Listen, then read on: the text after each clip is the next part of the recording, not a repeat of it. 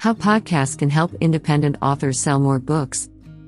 Podcasts have become as valid a form of media like blogs and YouTube videos.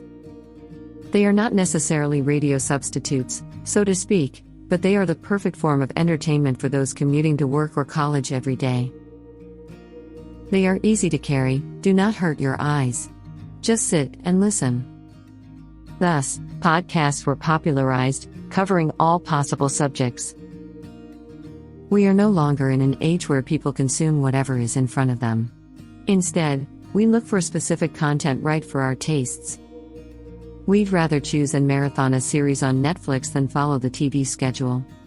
Then, of course, we listen to the podcasts that interest us and the songs in our heads instead of turning on the radio and letting it go. The podcast is a powerful marketing tool.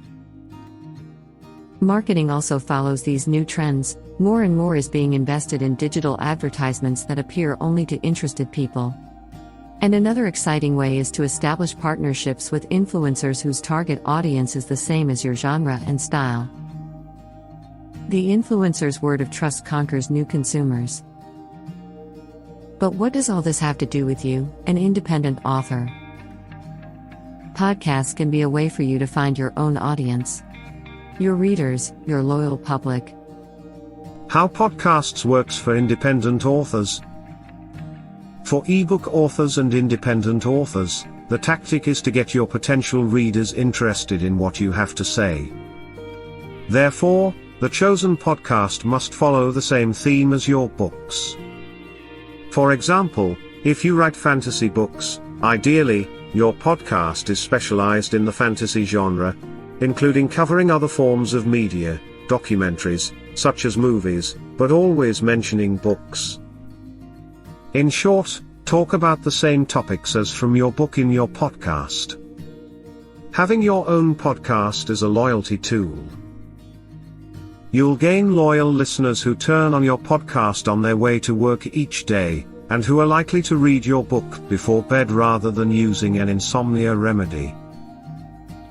It's an interesting way to test your ideas, too, telling listeners about projects in development and collecting their opinions. Some can use podcasts to help themselves with clever ways to fundraise their projects. However, it is not necessary to have your own podcast to promote your books. That's what partnerships are for.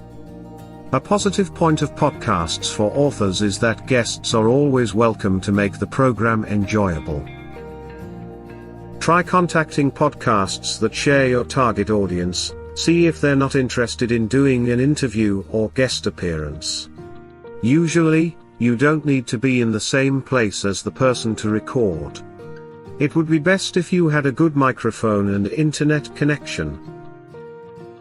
If you don't want to participate in the podcast, you can simply submit your book and kindly ask them to review it. We call this method a book tour. Basically, you choose a route for your book, which bloggers, YouTubers, and podcasters you will send your ebook to. Everyone involved, who must previously agree to participate in this book tour, will promote your book. At the end of the day, it is people who win over other people. The human element is vital, and solid and honest exchange is critical. The podcast humanizes the author and shows some of that amazing mind you have to your readers. And, well, if they are interested in what you have to say, they will probably be interested in what you have to write as well.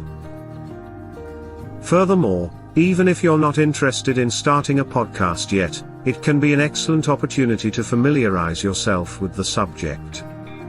If you haven't already, why not start listening to a podcast? We already talked about it. There are podcasts for all tastes and genres.